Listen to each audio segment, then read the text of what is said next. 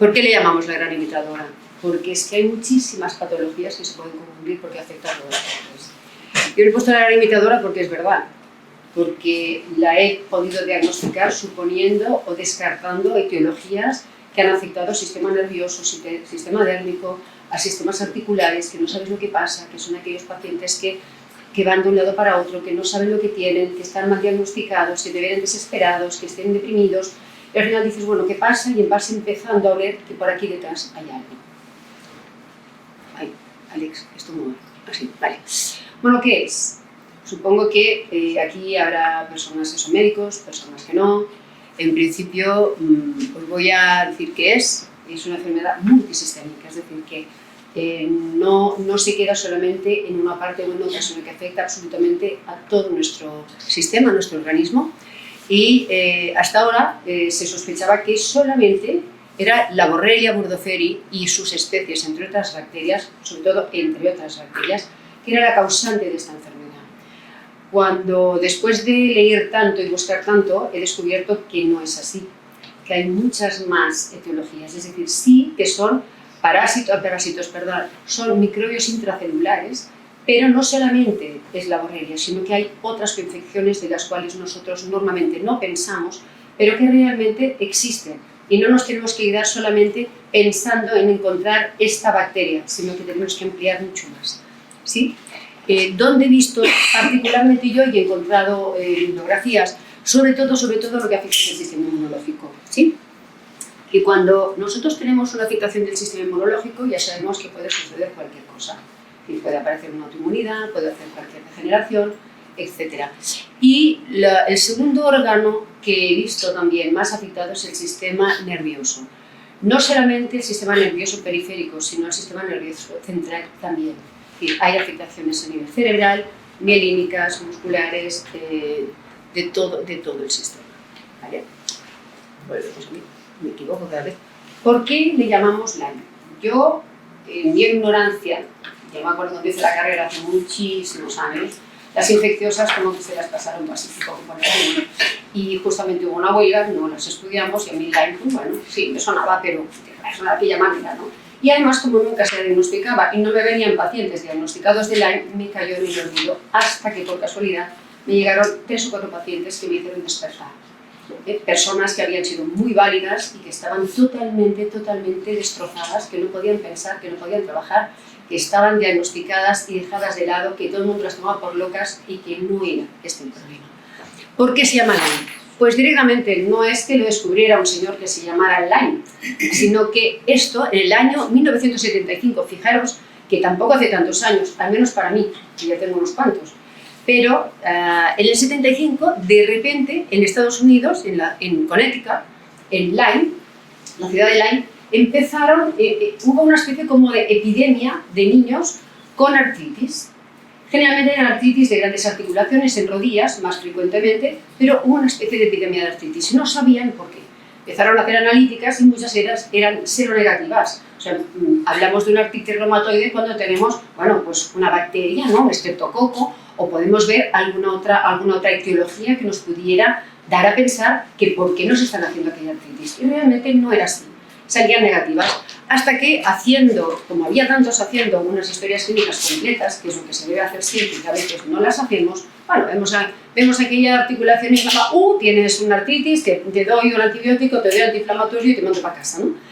Bueno, pues descubrieron que todos estos niños habían sido mordidos, yo le llamo mordido porque no son picaduras, es una mordedura, la mordedura de garrapatas. Entonces empezaron a pensar, aquí hay algo que nos puede estar provocando esta enfermedad, que además no se quedaba solamente en las articulaciones, sino que luego los niños tienen una afectación más generalizada y empezaron a ver que había adultos que también la tenían. Bueno, yo imagino que en aquellos momentos Lyme tenía que estar atestada de animales que llevaran estos bichos. ¿Cuál es su causa?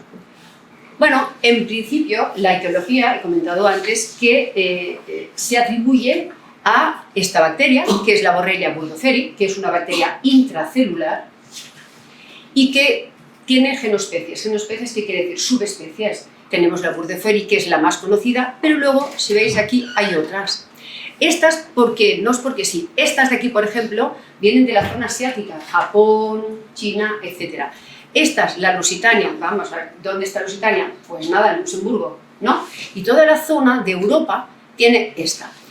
La borrelia burgdorferi, incluso aquí en España, no era reconocida y no se diagnosticaba porque, como todo empezó en Estados Unidos, cuando hacían las serologías las hacían para la americana, pero resulta que ha mutado, que ha cambiado, y hay una española.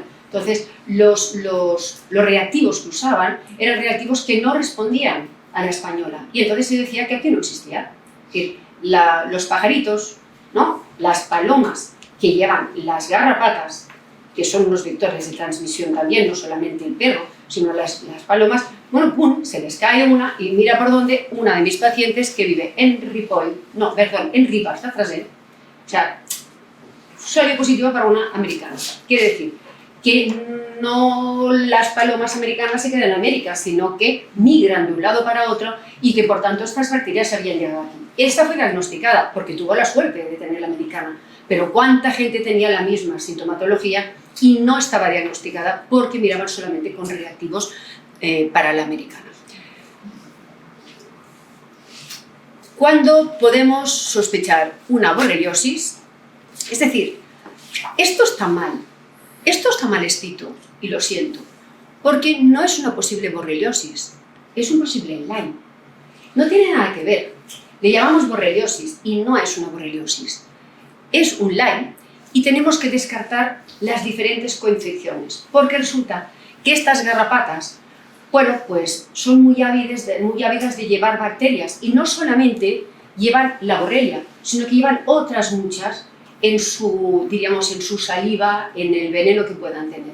Y por lo tanto nos hemos encontrado que hay muchísimas coinfecciones y que van a salir a la luz porque los laboratorios ya han empezado a verlo, pero van a extender las analíticas para poder descubrir estas coinfecciones. ¿Sí? Las más frecuentes en cuanto a bacterias, pues tenemos la Bartonella, la Rickettsia, la Coxiella, la Anaplasma, Toxoplasma, Ehrlichia, Francisella. Es decir, aquí podemos tener una fiebre Q, ¿no?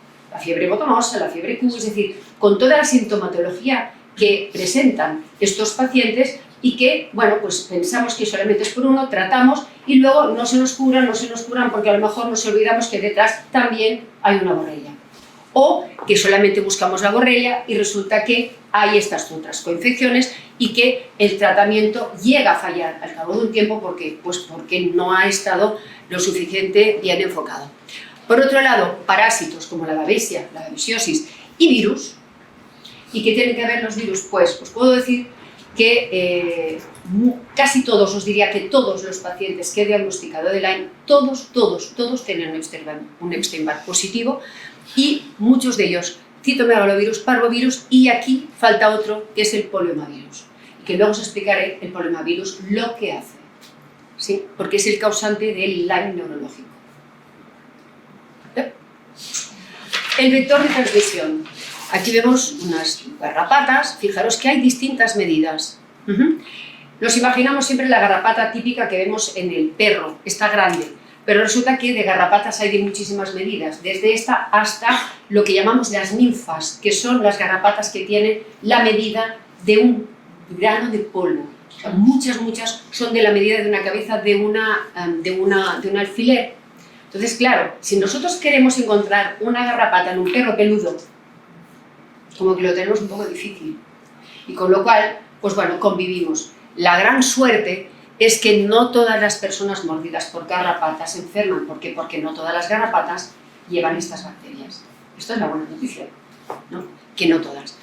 Y la garrapata, además, otra de las cosas que es importante es que si encontramos la garrapata que acaba de pegarse a nuestra piel, esta garrapata tarda más o menos entre 24 y 72 horas en transmitir la bacteria. Es decir, si la pillamos pronto, nos podemos ahorrar caer enfermos. Luego, el otro día revisaba cómo se saca una garrapata de la piel. ¿Alguien me lo podría decir? ¿Con aceite? Petróleo. No. A ver, si no tienes petróleo, ¿qué haces? No, una pinza. No, una pinza no. No. Sí, pero se ha visto que no. Lo mejor de todo, y que está en todas las casas o debiera estar, es el alcohol. Es decir, las vamos a dejar como un coma etílico. ¿de acuerdo? Pero ¿de qué manera tenemos que echar el alcohol? Se decía que si podía ser poniéndole un algodón encima, que es una gasita, que es todo lo que quieras, pero cuando la garrapata sienta que la aplastan, lo que hace es morder más. Imaginaos que tenemos una abeja que nos quiere picar y le ponemos la mano encima o le ponemos un algodón. Lo primero que va a hacer va a ser, ¡chan!, clavar. Pero si le echamos alcohol, no. Pero si os habéis fijado en la fotografía, ¿sí?, la cabecita, fijaros que es mucho más pequeña el cuerpo, mucho más grande. ¿Qué pasa cuando nosotros echamos el alcohol, ¿sí?, y la cabecita está para abajo y el cuerpo para arriba? Que cuando empieza a perder fuerza, el cuerpo se dobla, se asusta y clava. Con lo cual, la mejor forma es colocar, imaginaros que la tenemos aquí, la cabeza arriba, con el cuerpo abajo, que le va a pesar más, le echamos, le pegamos el coma etílico y se suelta. Y de esta manera no inocula. Es la forma más efectiva y más fácil, porque alcohol suele haber en todas las casas. Y si no tenemos alcohol, oye, coñac. Da igual, algo que lleve una bebida de... Bueno, como bebo mojitas, agua de Carmen. Hay que echarla sobre... Perdona, pero hay que echarla si, por ejemplo, tienes aquí, la cabeza está por aquí. La cabeza siempre hay que estar arriba, a la parte superior, y el cuerpo en la parte inferior, que es el que pesa más. De manera que cuando echas por arriba, pues entonces esto pesa y se suelta. Si lo hacemos al revés y vamos a chorro, se le va a doblar el cuerpo y entonces se asustará y picará. Sí, echarlo sobre la cabeza. Sí, sobre la cabeza, sobre la parte de la cabeza. Además, hay una fotografía en la que se ve claramente cómo pica una garrapata. Yo la verdad es que... bueno, ¿sí? Siguiente. La incidencia en la población. Bueno, vais a ver que es una pura mentira lo que, los informes que tenemos. Es falso, no una mentira, es una falsedad. Una mentira no, porque mentir es hacerlo aposta. Es una falsedad. No es real, es totalmente real. Porque afecta hasta ahora, y reportados, que ya veis que no es nada en relación a lo que afecta, a 11 de cada 10.000 habitantes. Esto quiere decir que la incidencia no es pequeña. No es una pequeña enfermedad, son muchos. Y en Europa, según el Parlamento Europeo, hay 1 millón de casos reportados o declarados. ¿Qué sucede? Que como es una enfermedad que tiene tantos síntomas, es tan amplia y tan complicado, y además analíticamente más, porque los análisis no son certeros, hasta ahora no, nos ayudan a sospechar y si salen positivos, bien, lo tenemos, pero como no, nos tenemos que guiar por una clínica y porque la cosa nos huele, tenemos que ir un poco así, pues como se confunde, pues no se diagnostica. Como no hay una homogeneidad en los criterios diagnósticos porque es tan amplio, pues tampoco se diagnostica. Porque como no es de declaración obligatoria, que debería serlo, como los piojos, que cuando un niño va con los piojos al colegio, tienen la obligación los papás de decirlo, pues igual que a un piojo lo tienes que declarar, a esta pobre desgraciada que nadie la declara, lo suyo sería que también la declaráramos. Y la prevalencia en España, claro, principalmente en las zonas boscosas del norte del país, y os explicaré por qué, y además solo 4 comunidades autónomas están declarando de vez en cuando. Es decir, solamente Andalucía, Asturias, Castilla y León y Navarra. En Cataluña, nada. Y estamos llamando a Cataluña porque estamos aquí hoy en Barcelona. ¿Vale? Si os fijáis en este mapa, la cosa da un poco de risa, porque, si os fijáis, este color, España, ¿sí? No hay vigilancia de la presencia de garrapatas. Debe ser que no hay. Pero no hay vigilancia. Fijaros que aquí, bueno, Portugal, que decimos que está menos desarrollada que España, resulta que estos sí que algo dicen. Pero estos no. Luego vemos que aquí, estos de aquí, pues bueno, este es el 4, que es el de aquí, ¿no? Que es mediante estudios de vegetación de animales, pero fijaros que España, nada. Vamos a la siguiente. Y aquí también es un poco de risa, porque resulta que estas son las que parece ser que aunque lo de allí, pues bueno, como que España no tiene... Aquí, todo esto es lo que al final se ha visto, que hay casos que la gente los reporta, y con lo cual parece ser que haya. Pero fijaros que la garrapata debe tener aquí, pues no sé, yo creo que tenemos aquí una especie como de frontera en la cual las garrapatas no pasan, y no pasan a la zona mediterránea, porque como no se declara, pues resulta que la otra dice que no me declara, pues no paso. Pues no, resulta que, fijaros, tenemos que suerte, ¿no? Yo no me voy de aquí, porque resulta que yo si estoy aquí no tendré un like, cosa que no es cierta. Pero bueno, veis que toda Europa, y aquí estos de aquí es porque no lo reportan, fijaos, toda Europa está llena, pero llena. Y os diré que los países como Luxemburgo es de los peores que hay. Nadie lo diría, ¿verdad? Y luego os explico por qué, y si no me lo preguntáis. ¿Vale? Yo os digo, luego os explico para mantener un poco el interés. ¿Cómo sospechamos una enfermedad de Lyme? Ay, Dios mío, ¿dónde nos metemos? Porque es muy difícil. Lo más importante es que tenemos la obligación de hacer un abordaje muy amplio, ¿sí? Es integrativo, ¿por qué? Porque a veces nos vienen personas con problemas emocionales, y lo he visto porque tengo pacientes con Lyme así, que están perdiendo la memoria, que están aturdidos, que no se acuerdan de nada, que están cansados. ¿Y el diagnóstico cuál es? Una depresión, te doy unos antidepresivos, estás con ansiedad, te doy unos ansiolíticos, estás cansado, bueno, pues nada, pues chico, pues te aguantas. Y luego científico también, porque tiene que haber estudios que nos digan qué es lo que está pasando, por qué sí, por qué no. Y que haya laboratorios que realmente sean capaces de poder ayudarnos en el diagnóstico, porque es necesario para poder dar un soporte a una presunción diagnóstica. En medicina decimos, bueno, sospecha diagnóstica y diagnóstico luego. Entonces la sospecha la tenemos, pero necesitamos ayuda para poder diagnosticar. Esto es una frase que es un poco así, que le puse las aquí, la puse las aquí, la puse las aquí. Pero realmente es, solo podemos reconocer lo que sabemos. Y tenemos que saber lo que buscamos. Si no sabemos lo que buscamos, si no sabemos que podemos buscar, si no sabemos que puede existir este Lyme, que cada vez hay más, y que esta pobre enfermedad está abandonada, si no sabemos, no podremos jamás cambiar lo que está sucediendo y darle visibilidad a esta enfermedad. Mira, yo cuando me propusieron esto, pensé que mi parte altruista era intentar dar visibilidad a una enfermedad como esta, ¿de acuerdo? Que es muy importante que sea diagnosticada. Por mí y por los pacientes, porque la verdad da un poco de pena. En cuanto a los problemas diagnósticos, ya he dicho antes que la gran cantidad de síntomas que tiene nos confunde muchísimo, porque hay demasiadas patologías. Pero fijaros que otro de los problemas diagnósticos es que solo un 41% de la población diagnosticada de Lyme recuerda haber sido mordida por una garrapata. Y de este 41, un 40, solamente un 40, ha tenido el famoso eritema migrans, que es la fotografía famosa que vamos a ver ahora, ¿sí? Que la de ojo de buey, que le llaman, y yo como el ojo de buey, pero no sé cómo es el ojo de buey, pues a mí me recuerda más a una diana de la que tirábamos los datos, ¿no? Es en diana. Yo le he cambiado el ojo de buey por diana. Entonces, problemas diagnósticos, porque es mayoritariamente clínico. Por desgracia, en los laboratorios, como no estaba diagnosticada, no estaba sospechada, pues claro, no van a invertir mucho dinero para tener unos diagnósticos de una enfermedad que realmente no es muy conocida, ¿sí? Y los resultados analíticos nos sirven en estos momentos para ayudarnos a hacer el diagnóstico, para confirmar la sospecha.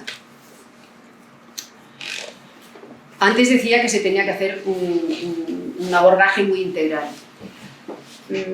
Mira, muchas veces, al menos yo, en medicina, y esto que me dedico a la medicina integrativa, pregunto por los antecedentes familiares, pero pregunto por las enfermedades. Y sí que es verdad que pregunto también, bueno, pues en tu familia, la relación con tu padre, con tu madre, cómo ha sido, en tu trabajo, es decir, lo pregunto. Pero en las enfermedades familiares me voy a las patologías conocidas, a las de siempre, pero resulta que ahora ya no lo hago, claro, estoy mucho más rato en la consulta, porque empiezo a preguntar, bueno, a ver, ¿en tu familia hay tendencia a las enfermedades autoinmunes? Porque resulta que sí, pues este tenía un lupus, el otro en Sjogren, el otro en artritis, el otro no sé qué, no sé cuántos, Hashimoto, bla, bla, y resulta que son familias con muchas enfermedades autoinmunes. Luego, zona en la que han vivido. Que yo no preguntaba si tu padre o tu madre había vivido en el campo o en la ciudad, ahora lo pregunto.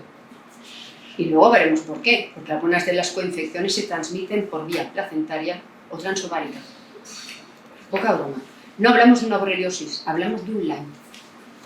La otra, convivencia con animales. Has tenido perro, has tenido conejos, hay vacas, ¿O te ha gustado ir a ver las gallinitas? ¿O tienes pajaritos en casa? ¿O son aquellos niños? Yo me acuerdo, es que leyendo esto me acordé de una película que había hecho mi padre de los hermanitos, toda mi familia, en la Plaza Cataluña cuando éramos pequeñitos, rodeados, echando comidita a las palomas y todas las palomitas metiéndose por debajo de las falditas. La verdad es que me dio una especie como de calor, una sofocación que no era menopáusica, sino que era del susto, que me dije, Dios mío, a saber si yo tengo esto, ¿no? Pero realmente es verdad que jugar con las palomas, tener pues animales, tener vacas, porque además te ponen la parte de los ojos de las vacas, pues zorros, por ejemplo, zorros, bueno, ¿quién tiene un zorro? Bueno, pues no os lo perdáis. Yo voy de vacaciones al Pirineo y no hace mucho un zorro se paseaba por el jardín. Entonces, bueno, si el zorro lleva una garrapata, en el césped del jardín puede haber garrapatas. Sale mi perro, pilla la garrapata, o salgo yo, me tumbo a tomar el sol y pin, me pincha una de estas garrapatas, me muerde de estas pequeñitas, no me entero y a lo mejor no hago la fiebre, pero luego al cabo de un tiempo enfermo y no sé por qué. Y esto no es tan raro, ¿vale? Ratones, bueno, ratones y ratas. Diríamos que en Barcelona no es raro ver ratas, y menos actualmente, porque vamos. Y la relación con las garrapatas, preguntar, bueno, ¿alguien de tu familia fue mordido o picado por una garrapata? Bueno, pues hay gente que me dice, uy, sí, mi padre volvía cada día del campo con garrapatas y se las sacaba. ¿Y cómo se las sacaba? Se las arrancaba. Entonces, bueno, o mi madre, mejor, peor si es la madre. Sí. En cuanto a antecedentes personales, ¿qué podemos ver? Son niños, ¿de acuerdo?, que son de estos niños que despican todo. El mosquito, la abeja, la garrapata, no sé cuántos niños que juegan mucho con animales, que están mucho en el césped, que, bueno, pues que a lo mejor van con el pelo largo, que se lavan ellos el pelo, un poco como los piojos, ¿no? Que a veces cuando los descubres están llenos, pues aquí también podría pasar, que tienen erupciones dérmicas de estas raras, salen manchas ahora aquí, ahora allí, ahora allí, y parece que sean alergias, pero luego les miran y resulta que los eosinófilos están bien, las IgE están bien, no saben lo que pasa y por qué este niño tiene esas alergias, cuando analíticamente no nos está dando luz a que realmente esto sea así. Luego, que cuando los vacunan se ponen fatal, enferman mucho después de vacunar. Y niños cansados. Lo de la inapetencia infantil yo diría que ya no sé si esto se podría poner aquí o no, porque a veces sí, cuanto más leche, cuanto más yogures y cuanto más petit suisse se les da, menos hambre tienen. Pero sí que niños con problemas digestivos, con barrigas muy hinchadas, cansados y con inapetencia. Pero, ¿por qué? Porque el Lyme va asociado también a una disbiosis intestinal. Lo veremos por qué. Muchas de estas garrapatas tienen el nido en el intestino. ¿Vale? En cuanto al entorno, he dicho garrapatas en el intestino. Perdona, bacterias o Lyme, pero hay garrapatas en el intestino. Hace cosa de 15 días me vino una paciente que había estado ingresada gravísima en la UCI varias veces por unas hemorragias rectales brutales y que al final le hicieron una colonoscopia, bueno, al final le hicieron varias colonoscopias, no le encontraban nada y en una de ellas le sacan una muestra y había una garrapata en el intestino. Wow. Wow. El entorno. Vamos a ver en qué entorno vive esta persona, si vive en el campo, si vive en la ciudad y si vive en la ciudad, por dónde se va a pasear. Si sale, si tiene animales, si hace actividades al aire libre. Es decir, yo después de esto he decidido que si salgo a correr por el campo me voy a poner pantalón largo. No, me voy a ir al Decathlon, me compraré estos pantaloncitos tan monos que llegan hasta aquí, me pondré calcetines encima, me pondré unas gambas y iré que al menos de aquí para abajo esté protegida. No me iré con pantalón corto ni nada de todo esto. ¿Por qué? Porque puede ser que yo vaya por caminos, pero como se me ocurra, que a veces lo he hecho, ya no lo voy a hacer, que como se me ocurra meterme en lo que son los márgenes, me meto en un sitio con como a mí me encantaba, un sitio donde está la hierba alta, o qué bonito, y el perro que salta y lo veo cómo sale y cómo se esconde, mira, el perro no va a volver a hacer esto, lo llevaré por donde pueda y luego vigilaré. Pero que realmente estas actividades al aire libre, gente que acampa, gente que hace bivac, gente que hace mucho excursionismo, ciclistas que van por la montaña y que se paran y se sientan, es lo más normal. Eso es más normal, pero resulta que allí están las vacas que están pasturando y resulta que estas vacas pues me llevan las garrapatas, ¿sí? Y yo este verano estaba en un sitio con ciervos y yo tocando los ciervos. Y luego leí el Lyme y pensé, menos mal que los tocaste así, porque los ciervos van llenos de garrapatas i són de les peores. Després poden estar en els arbres, Sí, poden cauen. pujar als arbres i es poden estar anys larvades, Larvades, quietes. sí. I a la que passa un animal de sang calenta, es deixen caure. Sí, no son tontas, no. Son muy listas, además se esconden. Cuando les pones un antibiótico se esconden y muestran proteínas distintas cada vez. Es que son muy listas. Entonces, exploración física. Una de las cosas que vamos a encontrar son adenopatías. Adenopatías son ganglios inflamados, ¿sí? Hay erupciones dérmicas, estas erupciones, ya os he contado antes, que pueden parecer, luego os enseñaré unas fotos, pueden parecer como si fueran una alergia, ¿sí? O una urticaria, y luego estas que tienen las manchas, que tienen el centro más blanco, ¿sí? Con la característica que estas son migratorias, es decir, ahora salen por aquí, ahora salen por allí, no estás siempre en el mismo sitio. Y ver también la exploración neurológica, porque muchas veces podemos encontrar estas personas que te vienen pues, por una autoinmunidad y hay una exploración neurológica y dices, ¿qué pasa? ¿No? Que a lo mejor pues, hay unos vértigos, que hay una respuesta alterada, ¿sí? La atrofia muscular es importante porque a diferencia de un cansancio crónico producido por Epstein-Barr, el Lyme provoca una atrofia muscular porque hay afectación del sistema nervioso y muscular. Y es una de las diferencias a nivel clínico. Sí, y luego también la alteración arterial y las alteraciones en la frecuencia cardíaca, porque también puede afectar al corazón. Produce alteraciones cardíacas no solo en las válvulas, sino también en la musculatura cardíaca.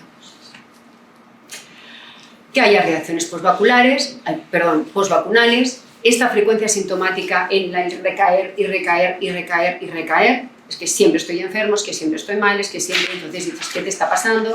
Bueno, haces una analítica, ves que el sistema inmunológico está justo y entonces aquí empiezas a pensar, bueno, vamos a ver qué pasa, ¿no?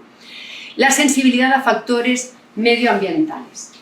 Este es un gran problema hoy en día porque el síndrome de sensibilidad central es un síndrome que cada vez se diagnostica más, que va acompañado de el SQM es un síndrome químico múltiple, la electrosensibilidad es esto, o bien el PAS.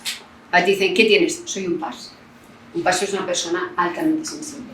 Es decir, personas que tienen mucha sensibilidad a todos los factores medioambientales. ¿Por qué?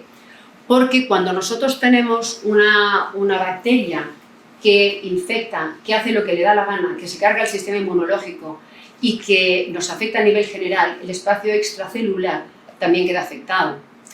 Pischinger ya habló de esto, y si alguien conoce el sistema de Pischinger, conoces todo el entramado extracelular que baña las células y que es el que recoge todos los detritus. ¿Qué pasa cuando nosotros tenemos una enfermedad que hace lo que le da la gana, que nadie la frena y que las bacterias no son eternas, se mueren y por lo tanto al morirse, bueno, pues salen de las células y se quedan en el espacio extracelular hasta que lo bloquean. Y cuando lo bloquean, si no lo limpiamos, ¿qué pasa? Estamos intoxicados, todos los intercambios iónicos que tienen que suceder para poder hacer una función normal de entrada y salida de todos los nutrientes de las células no suceden. Y entonces, ¿qué pasa? Bueno, pues que tenemos una electrosensibilidad, porque es que no podemos descargar. Y luego, pues un SQM, un síndrome químico múltiple, si estamos intoxicados. Y el hígado ya no puede más. Y no todos tenemos un hígado lo suficientemente bueno ni perfecto como para poder sacarnos de encima todas las toxinas. Yo que hago estudios de detoxificación hepática, lo más normal es encontrarte una fase 1 acelerada y el resto frenadas, con lo cual, bueno, claro, pues ahí tenemos una fase 1 que si corre mucho te intoxica más con la intención de poder hidrolizar y la segunda que es como una autopista que llegan todos ahí, ¡pum! Y ahora aquí las carreteras están taponadas, de las 4 o 5 tenemos 3 taponadas, ¿cómo sale todo? Entonces, ¿qué tenemos? Un químico múltiple. El estado de la microbiota. No hay ninguno de los pacientes que yo haya visto que digestivamente esté bien. Todos tienen un SIBO. Pero es que además no solo es un SIBO, porque actualmente, diríamos en la medicina convencional, te hacen el test del hidrógeno, chun, te dicen, vale, tienes un SIBO. Bueno, Pero el SIBO es el sobrecrecimiento bacteriano en intestino delgado. ¿Alguien se acuerda de que también existe un grueso? A lo mejor no está en el delgado y está en el grueso. Y si tienes un SIBO y un LIBO, o un IFO, que es el de hongos, o un IVO, que es el viral. ¿Sí? Entonces, la microbiota es muy importante porque además los linfocitos B tienen su base en la microbiota, es decir, está en el intestino. Y luego tienen, esto aquí, esta permeabilidad, esto está mal, es una permeabilidad, y diarreas, es decir, hay una disbiosis, hay unos vientres hinchados, hay un problema de digestiones, hay un problema de diarreas, malestares generales, afectaciones además que ya se van a ováricas y todo, y luego lo vemos. Y luego la coexistencia con otras enfermedades. Es lo que he dicho antes, que nos vienen diagnosticados de fibromialgia, ¿sí? Hasta ahora las fibromialgias estaban tratadas como, antes se llamaban las pitis, ¿no? Las pitésicas, las que, como que lo tienen todo en el coco y les daban, pues antidepresivos y todo esto y las tenían una asociación de fibromialgia. Bueno, sí que es verdad que hay una relación con la serotonina, pero la serotonina tiene una relación con el intestino. Entonces, vamos a ver, ¿dónde está primero el huevo o la gallina? Entonces, el síndrome de sensibilidad central, que se iría mucho pues, en la sensibilidad a factores medioambientales, este cansancio crónico, la depresión, que ya no sabes si primero están deprimidos porque tienen una cosa o tienen una cosa porque están deprimidos. Es decir, generalmente nos vienen deprimidos, y yo lo he visto, porque nadie les entiende. Están desesperados, nadie les entiende. Todo el mundo les dice que esto se lo inventan, que no les pasa nada, como no hay diagnóstico, entonces, dicen que tienen una depresión, que no mejora con fármacos. A veces hasta incluso cuando les dan los fármacos empeoran. Los problemas de memoria, esto es uno de los síntomas que de verdad que he visto más, gente con mucha memoria y que deja de tener memoria, que están aturdidos. Tengo una profesora de antropología de Estados Unidos, de una universidad americana, que está aquí viviendo en el campo, por desgracia, con el padre que le llega con garrapatas cada día, pero como ya tiene el Lyme, ya le da igual, ¿no? Que no es capaz de trabajar. No es capaz de trabajar. No puede pensar. Ahora está mejor, pero no podía pensar. Yo cuando la vi por primera vez pensé que era un borderline, pero no era un borderline, una mujer muy inteligente y no podía pensar. Alteraciones emocionales, enfermedades psiquiátricas, se ha relacionado con trastornos bipolares, con trastornos de la personalidad y neurosis obsesivas. Recuerdo otro paciente que es de Luxemburgo, es un español que vive en Luxemburgo, obsesionado con la enfermedad. Ya no sabe si es que es un neurótico obsesivo o es que está obsesionado con la enfermedad porque nadie les encuentra la solución. Entonces buscan y buscan y buscan y buscan, pero son de estos obsesivos. Entonces, por eso digo que no sé si es que es obsesivo con la enfermedad o es que la enfermedad le ha dado este trastorno obsesivo. La cuestión es que son muy obsesivos.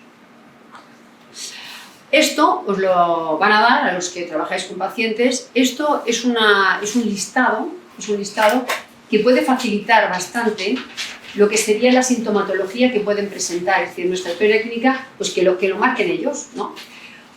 Una cosa es que tengamos 1, 2 o 3 de estos síntomas, pero cuando un paciente nos presenta muchos de estos síntomas, podemos empezar a sospechar que aquí está sucediendo algo. ¿Y nuestra obligación cuál es? Vamos a ver si analíticamente nos puede decir que sí o nos pueden decir que no. ¿Sí? Tenemos la fibromialgia, la fatiga crónica, la permeabilidad intestinal, las enfermedades medioambientales, un largo historial de síntomas multiorgánicos, que es lo que decía ahora esto, ahora lo otro, clínica semejante al Epstein-Barr, ¿cuál es? Dolores musculares, cansancio, adenopatías, pérdida de masa muscular que mejora en verano, que es distinta del Epstein-Barr, unas gingivitis resistentes, alergia a la carne. Es un poco como lo del gusanito esto del pescado, el Anisakis, que no pueden comer pescado, porque cuando comen pescado hacen una alergia. Desde que tienen el Anisakis, aunque lo hayan tratado, no pueden comer pescado, pues estos no pueden comer carne. Antecedentes familiares de tendencia a poca salud, calambres nocturnos, mioclonías, piernas inquietas, dolores articulares. Fijaros si hay síntomas, muchos. Artritis juvenil, esclerosis múltiple, lupus eritematoso, un Raynaud, esclerodermia, Sjögren, trastornos tiroideos, enfermedad de la neurona motora, la ELA. Yo ahora tengo una paciente con ELA con un Lyme. Un ELA que nadie sabía diagnosticarle. Decían, esto es un ELA muy raro. Tienes una neurona motora, un ELA, no tengo ni idea, pero no han encontrado el motivo. Le pedí unas analíticas y salió positiva. Entonces, Parkinson, esclerosis múltiples, la parálisis de Bell, que es de las más frecuentes. La parálisis de Bell es la parálisis de la cara. Media cara se paraliza. ¿Sí? Esta la viene una jugadora de fútbol. ¿Sí? Una meningitis, encefalitis, deterioro cognitivo. O sea, aquí hay, os lo puedo leer todo, pero lo podéis leer vosotros, ¿no? Hay muchos síntomas. Fijaros que aquí hay el colon irritable, fijaros, un colon irritable. Este Crohn de esta paciente que decían, esto será un Crohn y no le encontraban el motivo del Crohn, no era la colitis ulcerosa, ¿sí? Luego tenemos la cistitis intersticial, que los hay, no saben por qué, puede estar relacionado, ¿vale? Bueno, seguimos por aquí, la parte de corazón, valvulopatías, etc. Claro, como alguien nos venga con todo esto, el milagro es que esté vivo. Lo normal es que no. Pero realmente ves que van marcando muchos. Y esto nos lo puede hacer pensar. ¿Cuáles son los síntomas más frecuentes? A ver, hay médicos en el mundo que han visto muchísimos más casos de Lyme que yo, muchísimos, y en estos me he basado para poder sacar la información que estoy transmitiendo hoy. Uno de ellos es Richard Horowitz, es un médico que ha tratado muchísimos, miles de casos con Lyme y con muy buen resultado, y que ha visto que los síntomas más frecuentes son, y yo puedo dar fe que esto es así, lo primero es la fatiga. Están cansadísimos. La pérdida de memoria, clarísima, pero clarísima, ¿eh? Ups. La alteración del sueño, dejan de dormir, tienen insomnio, ¿sí? Los cambios de humor, los dolores musculares, que además tienen la característica de que son migratorias, ahora me duele aquí, ahora me duele allí, ¿sí? Las alteraciones intestinales, recordad que os he dicho que el SIBO y el LIBO están siempre presentes en un Lyme, o casi siempre, no un 91, fijaros, casi siempre, ¿sí? Los dolores articulares, porque hacen estas especies de artritis o dolores sin inflamación, dolores sin una inflamación, las parestesias y los hormigueos por la afectación neurológica que hay, porque es otro de los órganos afectados, como la migraña, la visión borrosa, porque afecta al nervio óptico también, taquicardias y arritmias, desequilibrio, hay vértigo, sensación de inestabilidad, que es muy frecuente, los calambres musculares, no solamente los dolores, sino los calambres, las alteraciones de audición, por también afectación del nervio auditivo, los vértigos y las náuseas, la vejiga irritable. ¿Cuántas veces no hemos visto vejiga irritable y no sabemos por qué? Bueno, pues a lo mejor si tiene más síntomas podríamos descartar, ¿no? Los temblores y la pérdida de movilidad. Al final, la parálisis facial. ¡Qué casualidad! Ahí lo ponen un 22, pero yo la he visto. Fases de la enfermedad. Encima, esto es una espiroqueta. ¿Y qué otra espiroqueta tenemos famosa que tiene 3 fases? A ver. Sífilis. Sí, señora. La sífilis. Pues nada, es otra espiroqueta, con lo cual tiene 3 fases. Vale. La primera.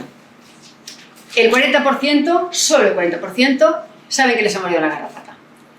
Generalmente es después de haber estado en el campo, porque es difícil que si nos paseamos por la diagonal nos pille una garrapata. A lo mejor sí que la garrapata del pajarito que pasa por encima, que te cae encima, te da, pero la posibilidad es muy baja. Con lo cual, bueno, generalmente es después de haber estado en el campo o estar jugando en un jardín o estar con los perros, ¿vale? ¿Qué tenemos que hacer cuando alguien nos dice que cree que le ha picado un bicho de estos? Hacer una foto del bicho y de la lesión, porque las lesiones sí que es verdad que a veces duran, pero a veces no duran tanto, y cuando el paciente empieza a encontrarse mal, la lesión ya ha desaparecido, pero a ti te traen una lesión de estas, que yo digo en diana, ¿vale? Esto es una picadura de garrapata seguro, ¿sí? La característica es que es muy espectacular, pero no duele ni pica. Está caliente al tacto, pero no duele ni pica, no es como una picadura de mosquito, ¿sí? Y además está seguida de un cuadro gripal con fiebre, escalofríos, vamos, como si tuvieras una gripe. Y mire, es que me ha picado esto, pero o cuando exploras ves una mancha rara Uy, sí, tuve una picadura, debería ser una araña, que es lo que te dice mucha gente. Esto debería ser una araña, de araña nada. Si te vienen con un cuadro gripal y además ves, porque ves que esta se parece, ves que se parece a las picaduras de araña o una tiña, esta no es tan clara, no es como esta, se confunde mucho más. Si la sensación, creo que me ha picado una araña y vengo con un cuadro de trancazo gripal, tenemos que pensar en una posible mordedura por garrapata. La segunda fase. Esta es también temprana, la tercera es la crónica, la segunda la llamamos todavía temprana, pero esto ya se ha diseminado, ya no solamente la picadura en el lugar y aquel malestar general, sino que empiezan a salir ya alteraciones en otras partes del cuerpo. Lo primero son estas erupciones migratorias que he dicho antes, estos dolores articulares, siempre o generalmente en grandes articulaciones. No vamos a pensar si tenemos una artritis en pequeñas articulaciones. Generalmente cuando tenemos un dolor articular, si es en pequeñas articulaciones podemos pensar más en una artrosis, pero también es verdad que la artrosis afecta más unas articulaciones que otras. Entonces, cuando nosotros tenemos las distales que están mal, es más una artrosis, cuando son las proximales generalmente es más una artritis. Pero en este caso afecta antes a una gran articulación que una pequeña. Estas mialgias, estos dolores musculares, no soy una fibromialgia, yo no tenía nada y de repente me empiezan dolores musculares, ¿qué me está pasando? Esto acompañado de ¿qué? De una fatiga intensa, ¿sí? Si tenemos la suerte de que nos venga con la parálisis facial como yo la tuve y pude sospecharlo, pero si afecta solo el 29%, puede ser que no la veamos, con lo cual, pues bueno, podemos ver que a lo mejor te dice que tiene la musculatura de la cara más débil, pero le haces la exploración neurológica y responde, ¿eh? Hay un hormigueo, esto sí que es frecuente, este hormigueo, esta pérdida de sensibilidad y el hormigueo en las extremidades, tanto superiores como inferiores, y el hormigueo en manos y pies. Los síntomas cardíacos, bueno, pues a lo mejor, como estoy tan nervioso porque me encuentro mal, tengo palpitaciones. No, es que forma parte de la película, ¿no? Y arritmias. Cuando ya la cosa empieza con afectación del ventrículo, entonces yo ya aquí lo tienen catalogado como fase diseminada temprana. Yo esta creo que es más, ya cuando la cosa empieza a complicarse, sería más la crónica. La crónica. Se considera la crónica ya desde varias semanas a varios años después de la picadura. Fijaros que la segunda fase tiene unas semanas. Si a los 2-3 meses sigue el cuadro, ya empieza a considerarse que esto ya ha afectado más y que ya se está cronificando. Lo mismo, la fatiga, la sensación, lo dice muy claro, me falta el aire, necesito aire, me falta el aire. La tendencia a las inflamaciones, lo mismo, el dolor muscular, la disfunción cognitiva. Si antes estaban aturdidos, llevo 4 meses que estoy tonta y cada vez estoy más tonto o más tonta, ¿sí? Las enfermedades desmielinizantes, empiezan a aparecer problemas de tipo desmielinizante, entonces que si parece que tengo una esclerosis múltiple, que si tengo una ELA, que si no sé qué, les empiezan a hacer pruebas y pruebas y pruebas, no saben el diagnóstico y no es tan lejano. Las neuropatías, es muy frecuente estas personas que nos dicen que les duelen o que les duelen mucho las plantas de los pies, ¿sí? Los problemas musculoesqueléticos, que de repente atrofia muscular, es que no sé qué me pasa, que estoy perdiendo la fuerza en las piernas. Me han hecho todos los estudios, me han hecho resonancia, me han hecho de todo y no me ven nada. ¿Qué me está pasando? Alteraciones del sueño, que no me extraña, y las afectaciones cardiovasculares. Un momento, voy a dejar un poco de agua.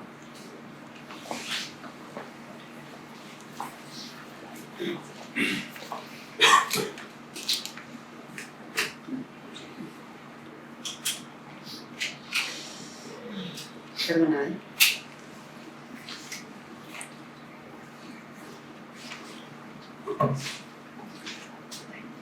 Luego, igual que está el long COVID, está el long life también.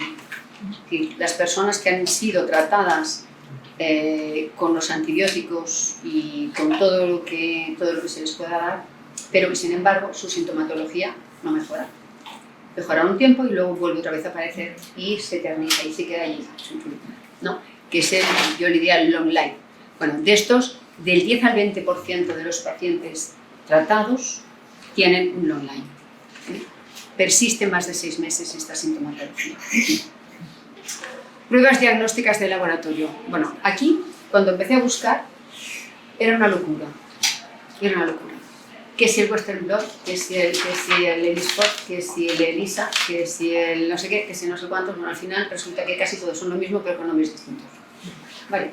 Es decir, yo me he centrado en la forma de poder ver qué es lo que está pasando. Inmunidad celular, inmunidad humoral. Que esto es lo que nos puede dar un poco. Llámale ELISpot, llámale como tú quieras. Western Blot, lo que quieras. La cuestión es que, empezando a buscar, mis pacientes tenían que irse a Alemania, tenían que irse a Luxemburgo, tenían que mandar la sangre a Estados Unidos para que les pudieran diagnosticar lo que les pasaba. Por suerte, ya aquí en Barcelona y en Madrid hay un laboratorio que nos va a hacer más pruebas y que está empezando a ampliar las pruebas para poder ayudar al diagnóstico de un Lyme. Por suerte. ¿Qué pasa? De momento, no hay ninguna prueba sensible al 100% específica para Borrelia. Hay falsos negativos y hay falsos positivos. Ahora me podéis decir cómo podemos diagnosticar. Con métodos analíticos de laboratorio es muy difícil, muy difícil.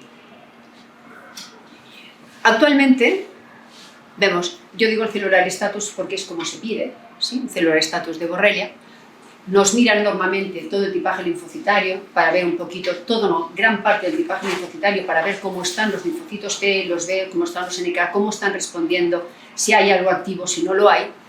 Pero hay una prueba que es esta, que cuando buscas te hablan del CD57, el NK CD57. Los NK son los natural killers, que son los que salen a matar, dicen, son los sicarios que salen a matar. Entonces, estos, ¿qué pasa? Que la Borrelia lo que hace es disminuirlos. Los disminuye, los agota, los disminuye. Con lo cual, cuando vemos un NK57 abajo, podemos sospechar que podría haber una Borrelia. Pero no solo la Borrelia. Otras bacterias intracelulares hacen lo mismo. Con lo cual, bueno, pues podría ser una Borrelia como podría ser una coinfección, ¿sí? Por lo tanto, de momento, lo que tenemos, todavía no es útil para detectar la enfermedad. Yo no puedo decir, te pido un CD57, un NK57, y si sale positivo, bingo. Si sale negativo, ¿qué? Resulta que si son virus sale alto, y si son bacterias sale bajo, en un Lyme. Con lo cual, pues bueno, seguimos aquí un poco perdidos, ¿sí? Pero está bien que si tenemos los síntomas y el CD-NK57, bueno, pues está muy bajo y tenemos una neuroborreliosis o tenemos unos síntomas nerviosos de degeneración nerviosa, podríamos pensar que realmente hay un Lyme. Diagnóstico diferencial para la fatiga crónica, artritis reumatoide o esclerosis múltiples. Vale, ¿por qué? Porque estos van con CD57 en valores normales. Claro, es que es un poco como jugar. A ver, ¿es normal? Pues entonces descarto estas. ¿No es normal? Vamos a ver si es otra cosa. ¿Sí? Vale.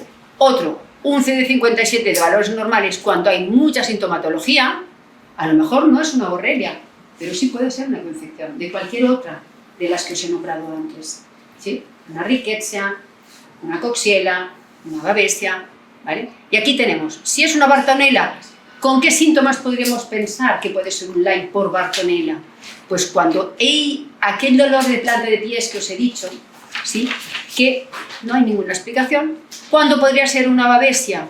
Cuando están más neuróticos, la Babesia da muchos síntomas de tipo neurológico, muchísimos, porque afecta al sistema nervioso central.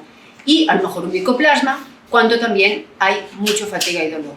Y esto, me quedó feo. Bueno, y Rickettsia cuando hay una elevación de las transaminasas. Bueno, esto como lo tendréis, pues lo pasaremos.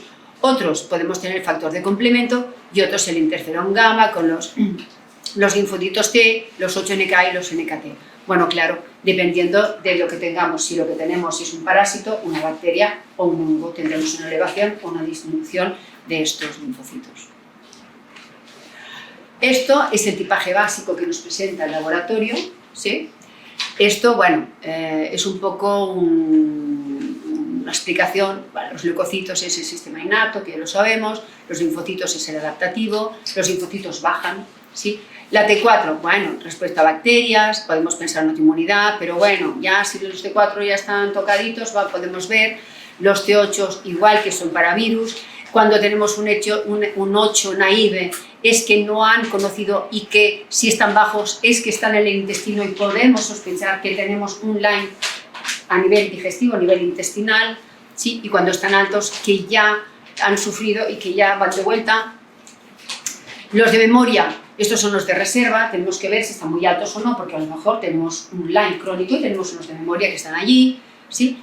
Esto es la traducción, os diría, de lo que podríamos interpretar cuando leemos este análisis, ¿sí? ¿Vale? El otro, el humoral. Fijaros que lo que hemos visto ahora eran los linfocitos T, los NKs, los T4, los T8, los NKs, que son respuesta celular. Aunque sean de innato, son celular. Este es el humoral. Este es el que viene mediado por las IgMs y por las IgGs. Son los que las fabrican los linfocitos B. Estos, ¿qué nos dicen? Que hay muchos falsos negativos, porque es muy poco sensible. Es decir, que nos salga un IgG y un IgM, que es lo que suelen hacer en los hospitales, y sale negativo, no tiene borrelia. No. Viene con el bicho pegado, ¿no? Pero no tiene borrelia. Resulta que pueden salir negativos, y lo bueno es que si salen positivos, podemos sospechar que sí que es verdad que tenemos una borreliosis. O borreliosis o Lyme. Teletest nos hace además la Alfeci, la Bordoceri y la Garini. Nos está haciendo 3, pero va a hacer más. ¿Vale? Las IgMs, ¿desde cuándo las detectaremos para una borrelia? Pues desde de 2 a 3 semanas, y con un nivel máximo a las 6 semanas de la mordedura. Si lo hacemos justo al principio, un poco como el COVID, que cuando pillábamos el COVID al principio las IgM no subía al cabo de unos días, ¿no? Y luego pasaba a las IgGs, esto igual. Entonces, las IgGs, ¿cuándo empiezan? Cuando a partir de las 6 semanas empiezan a bajar las IgMs, empiezan a subir las IgGs y tienen un nivel máximo a los 6 meses y pueden mantenerse elevados muchos años. Es decir, no por el hecho de que haya una IgG quiere decir que hace 6 meses que está picado, sino que puede hacer 20 años y que tú vayas todavía con las IgGs positivas. Es lo mejor que nos puede pasar, ¿eh? Que nos salga una de estas muy elevada, entonces ya, y con sintomatología, entonces ya sabemos dónde tenemos que ir. Las coinfecciones. Pues bueno, las bartonelas, todo esto lo lleva la garrapata, ¿eh? Las bartonelas, que nos dan estas manifestaciones neurológicas, problemas oftalmológicas, aquellas neuroretinitis, la pérdida de visión, unas lesiones osteolíticas, hay muchas adenopatías, hay placas falígeas y alteraciones psicológicas. La bartonela da muchas alteraciones psicológicas, mucha manifestación en sistema nervioso. La Ehrlichia o anaplasma nos da también un síndrome gripal con dolores musculares, fiebre, vamos, como si tuvieras una gripe, ¿sí? Y lo característico es que da unas cefaleas muy intensas, muy intensas. La riquezia, la riqueciosis, síntomas gripales, elevación de transaminasas, endocarditis, ¿sí? La clamidia va más a todo lo que es la parte genitourinaria, ¿sí? Con cistitis, con dispareunia, metrorragias, alteraciones de flujo vaginal.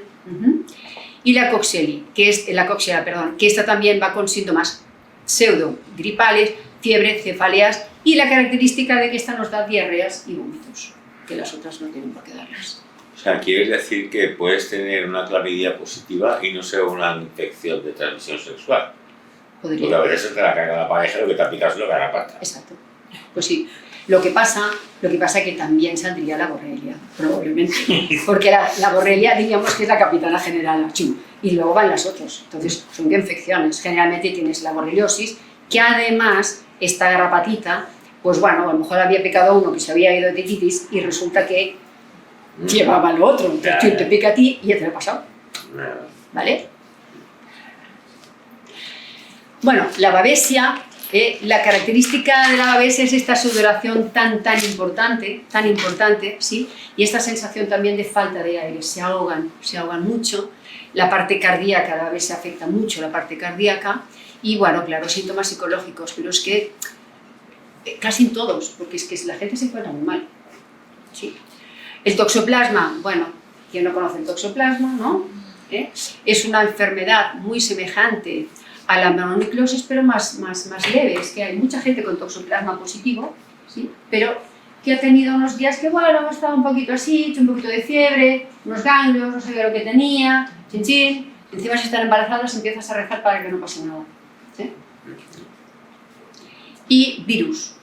Fijaros, hay estos virus, pero el Epstein-Barr también es el capitán general de los virus, es el que va por delante y luego los otros les abren las puertas y siguen detrás. Pero hay uno, que es el poliomavirus, que es el responsable del 80% de las neuroborreliosis. Sí.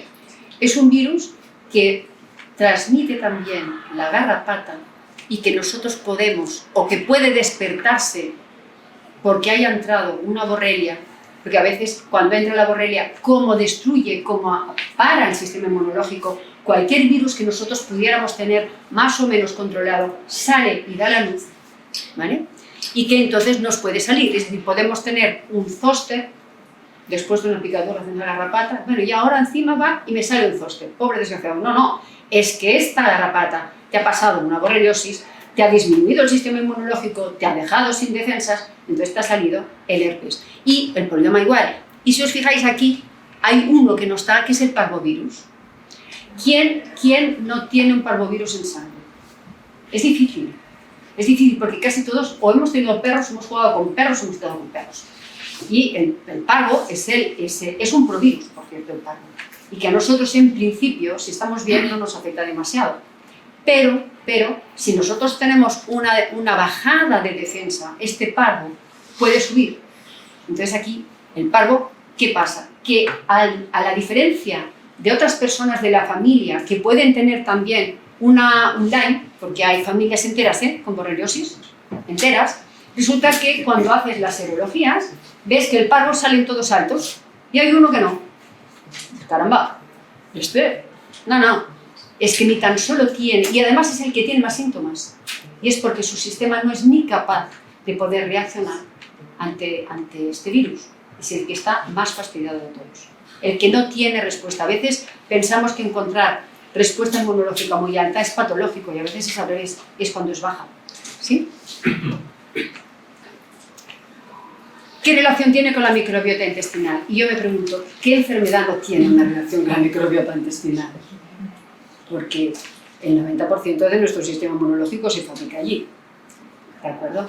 Y es verdad que no solo tenemos que focalizarnos en la microbiota, porque luego pasa que parece que solo exista la microbiota, y hay otras cosas que también existen. Pero sí que es verdad que hay una relación importante. Os he dicho antes lo que le pasó a esta paciente mía que se la encontraron allí o que tienen problemas de tipo disbiosis. ¿Qué sucede? El impacto es bidireccional. Microbiota mala, más facilidad de que desarrolles un Lyme.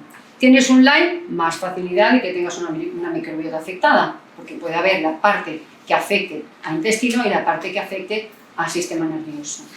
Muchas veces la parte intestinal está más afectada por la bacteria que por el virus, y cuando es de sistema nervioso es más por virus que por bacteria. Relación con una disbiosis favorece la inflamación y entonces, bueno, yo lo que dejo aquí es arrancar no suficiente, también tenemos que repoblar.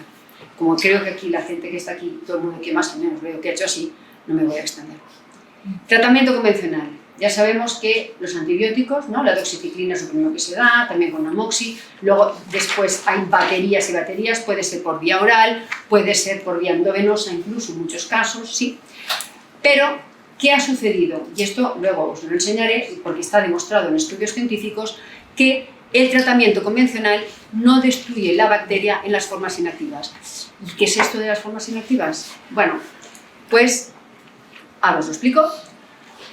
Luego, el síndrome posterior a la enfermedad de Lyme, que en algunos pacientes tratados con antibiótico a los 6 meses siguen con dolores.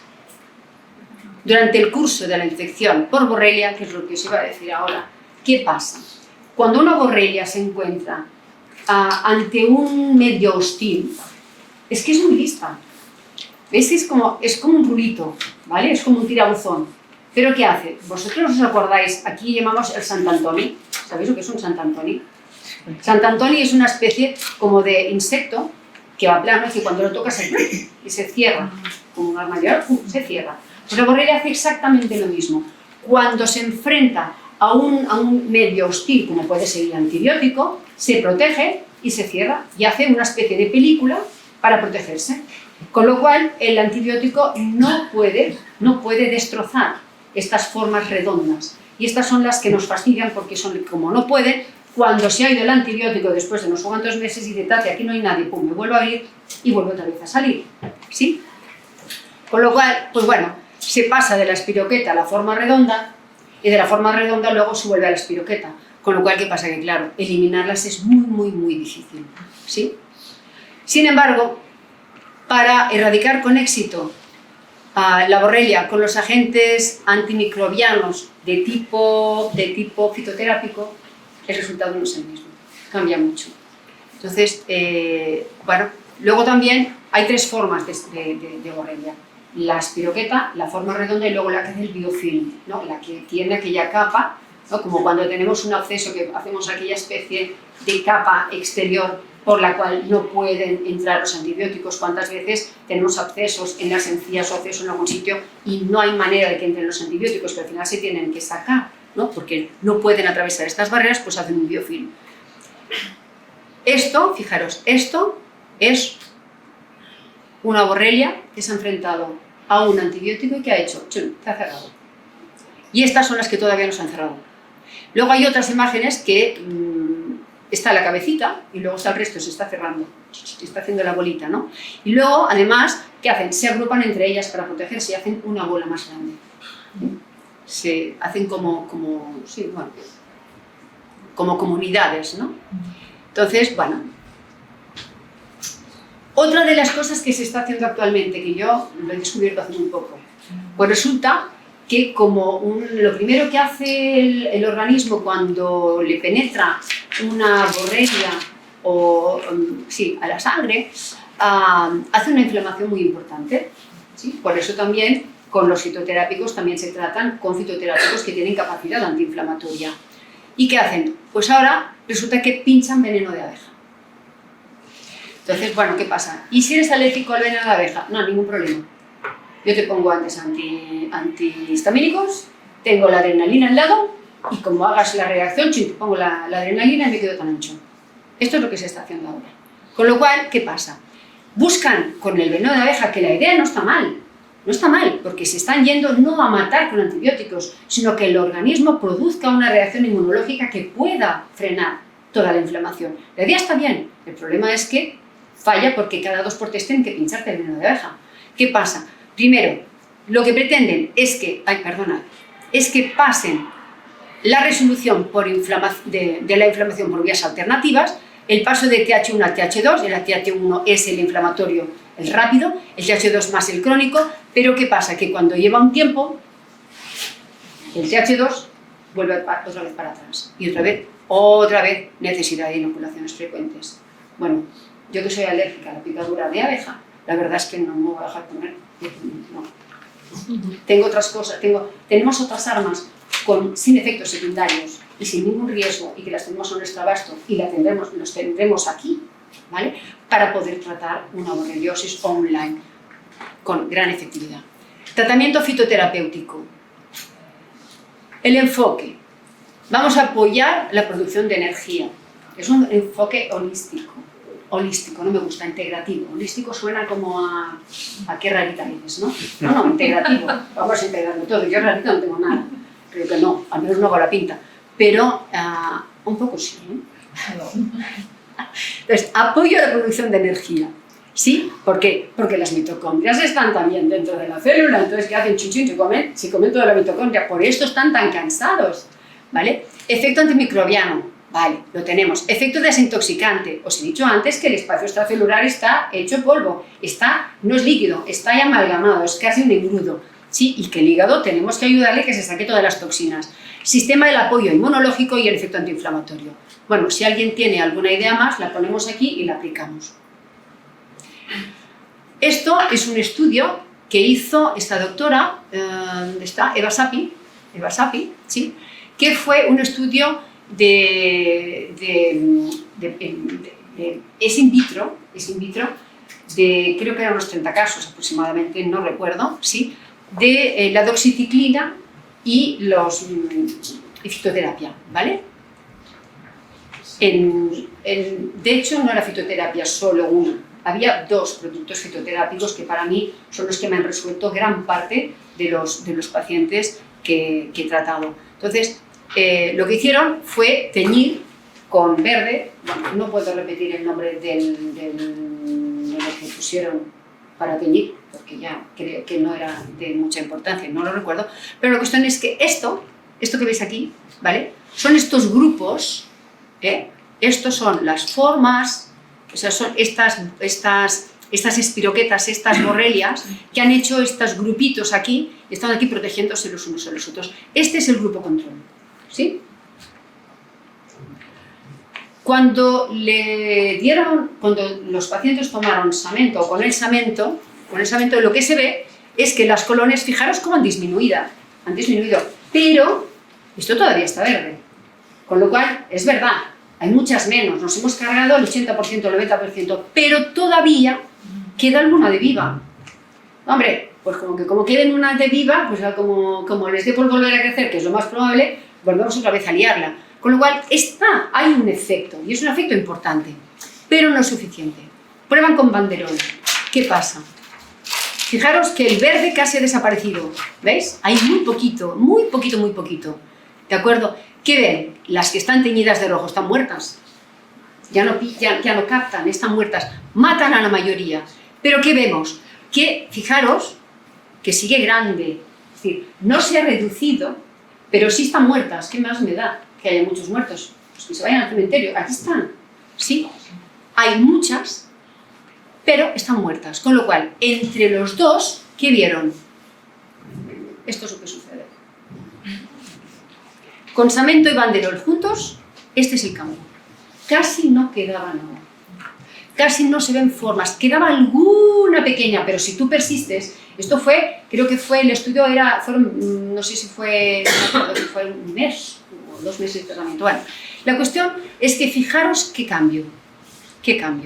Y este es la imagen después del tratamiento con doxiciclina a dosis 3 veces más altas de las normales. Es decir, la doxiciclina mató a las formas espiroquetas, pero no pudo con las formas redondas. Con lo cual yo creo que más vale una imagen que 1000 palabras, ¿sí? Está clarísimo la respuesta que había con samento y banderol frente a una doxiciclina. Al final, ¿qué vieron? Pues que los dos juntos son mucho más efectivos, con lo cual en los tratamientos para una borreliosis o para un Lyme se tienen que dar los dos productos a la vez. Y bueno, que la doxiciclina solo tuvo un efecto significativo en la forma de espiroqueta. La desgracia es que cuando las espiroquetas se encuentran con las doxiciclinas se cierran y luego ya habéis visto cómo es la imagen, ¿no? Conclusiones. Una dosis alta continuada de antibiótico no ofrece un efecto significativo en las formas redondas y los antimicrobianos naturales sí muestran un efecto significativo en todas las formas, tanto en la de espiroqueta como en la redonda como en la de las amalgamas. Bueno, a pesar de la terapia antibiótica continuada y en dosis altas, las recaídas eran comunes, por lo que os he dicho, porque se cierran pero luego vuelven a abrir, volvemos a dar antibiótico, cerran y vuelven a abrir, y porque además son tan inteligentes que resulta que cada vez muestran proteínas distintas. Es decir, es como, ¿sabéis los bunyols? Los bunyols se dan la vuelta, ¡pum! Los estás friendo y de repente se dan la vuelta y nos muestran otra cosa, pues hacen igual. O sea, se cierran, enseñan una parte, muy bien, hasta puesto, pero luego hay la otra parte. Entonces, se dan la vuelta y muestran lo otro, con lo cual las proteínas van cambiando y las cosas no funcionan. La Borrelia burgdorferi puede revertir las formas de formas redondas a espiroqueta, que es lo que os he dicho ahora, y lo que ya hemos dicho. El samento y el banderol, efecto significativo en las 3 formas, y la espiroqueta es un poco repetible esta, ¿vale? Este es otro estudio. El otro de Iwasapi, está hecho por Coden. Este médico ha tratado, yo creo que cuando hizo el estudio había tratado creo que 13 o 15.000 pacientes. ¿Sí? 13 o 15.000 pacientes. Y Richard Horowitz también, entre 13 o 15.000 pacientes. Y entre ellos dos sacaron unos protocolos, que son los que en principio pues, aquí utilizamos y que creo que son efectivos. Que hizo durante 26 semanas, ¿sí? Estudió cada persona que había entrado en este estudio había tenido la enfermedad más de 10 años, es decir, estaba ya en una crónica, ¿sí? Y los datos recopilados fue una autoevaluación, una evaluación clínica y unas pruebas inmunológicas. ¿Qué vieron? El grupo experimental con samento, ¿sí? Más una dieta de suplementación y una detoxificación, es decir, no solamente un samento, no tenemos que olvidar que tiene que haber más cosas que nos ayuden, ¿sí? Y el grupo de tratamiento con antibióticos, ¿sí? O medicamentos sintomáticos, es decir, si había fiebre, pues un paracetamol, si había inflamación, un ibuprofeno, lo que fuera, pero también con los antibióticos.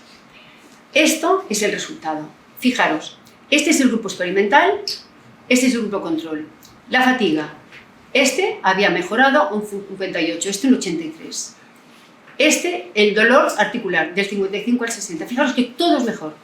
El dolor muscular, de 62 a 71. Fijaros, de un 70. La función cognitiva había mejorado un 100%. Poca broma, poca broma. La memoria, del 50 al 87. Me voy a tomar un banderol un samento.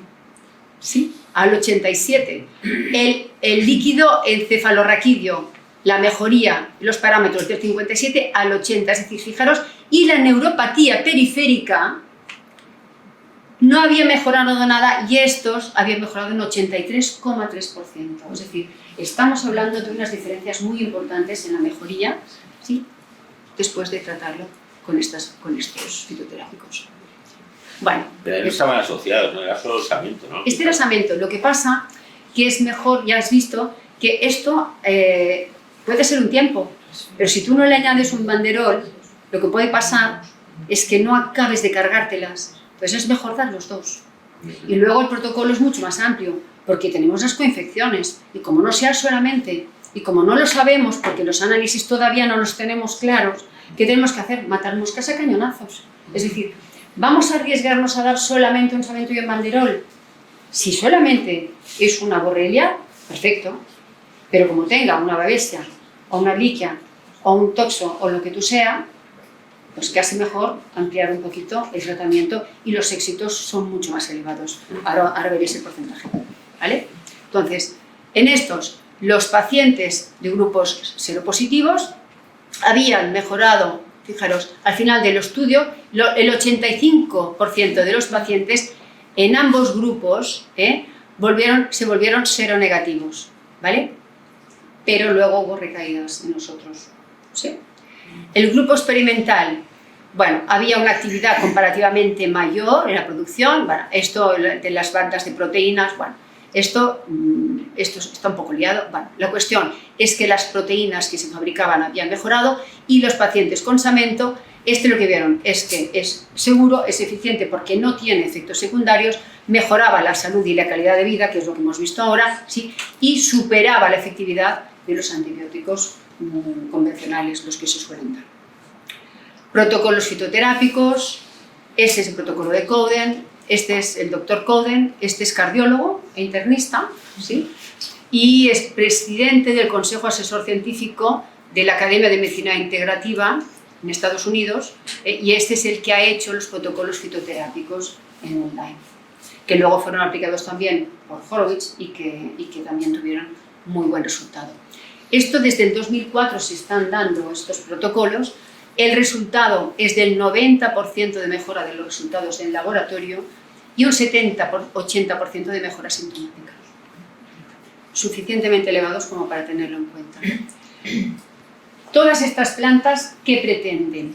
Regular el sistema inmunológico en la inflamación. Os he comentado que el sistema inmunológico se queda frenado, un poco lo que está pasando con el COVID. Yo nunca había visto unos leucocitos tan bajos a tanta cantidad de gente. Nunca. O sea, están a 3.500, 3.500, 4.000. Lo normal es encontrarlos a 6.500, por Dios. Gente joven, 3.500, 3.500, 4.000. Es decir, es un virus que en esto se parece mucho. Uno era con forma de corona y este en forma de rulito, pero es que hacen lo mismo. Sabotean y frenan la capacidad de reacción inmunológica. Por lo tanto, ¿qué hacemos con esto? Regular. Regular. Estoy repitiendo regular. No ir al alza. Porque como tengamos un autoinmune y demos algo que suba el sistema inmunológico, ¿qué vamos a provocar? Un brote. Con lo cual, ¿qué buscamos? Un regulador del sistema inmunológico y lo tenemos. Porque Samento es un gran regulador del sistema inmunológico. Luego, los antimicrobianos, que bueno, vamos a matar bacterias, hongos, parásitos y virus porque sabemos que hay infecciones. Por lo tanto, ya está preparado este protocolo para hacer frente a todos estos que van acompañando a la señora Borrelia. Y detoxificadores de ¿qué? De hígado, riñones, sistema linfático, sistema nervioso central y espacio extracelular. El protocolo está hecho con 14 productos. Son 14 productos. En principio, de estos 14... me salen 15 aquí, ¿no veis? No, vale, perdona. 6 plantas de defensa microbiana y el resto son, pues esto, para detoxicar, el magnesio para ayudar a la musculatura, es decir, hay otras partes que no son solamente fitoterapia. Y luego son 9 meses de tratamiento. ¿Y por qué 9 meses? ¿Y por qué no 8? ¿Y por qué no 10? Pues porque la borrelia tiene un ciclo de vida de entre varias semanas y 8 meses. Entonces, ¿sabéis qué? Doy 8 meses y doy una más por propina, porque como no voy a dar ningún problema secundario, me aseguro que al menos esté bien hecho y sea completo. Y son 9 meses de tratamiento. Los productos que hay los he agrupado aquí como los que regulan el sistema de defensa, los de detox, que esto se os dará, y otros son estos. ¿Cuál es el gran rey de la modulación? El gran rey que es capaz de regular el sistema inmunológico, el Samento. El Samento, ¿por qué es un modulador? Hay una diferencia. El Samento viene de la uña de gato, ¿sí? Es la Eucarya tomentosa. Pero la uña de gato que hay en el mercado es una uña de gato que no tiene nada que ver con el Samento. ¿Por qué? El Samento está recogido en una zona del Amazonas en la que se encontró la planta que de por sí llevaba unos alcaloides que eran pentacíclicos. La uña de gato es tetracíclica, es decir, tienen POAS o TOAS. Resulta que los tetracíclicos tienen la capacidad de aumentar el sistema inmunológico, pero tienen efectos secundarios. No se les puede dar a las embarazadas, puede provocar abortos, es decir, cuidado con una uña de gato dada a una persona que tenga una patología autoinmune, porque le podemos provocar un brote innecesariamente. Sin embargo, Samento no tiene esta capacidad. Es regulador, es decir, lo vamos a poner en su sitio, no se va a pasar de sitio y si lo tiene alto lo vamos a bajar.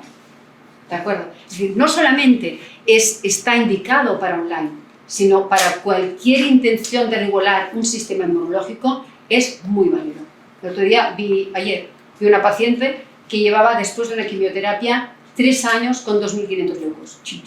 No subía. Bueno, la mujer no se ponía enferma, pero no subíamos de aquí, le puse Samento. Me vino, después de 2 meses, me vino ayer con 3.800.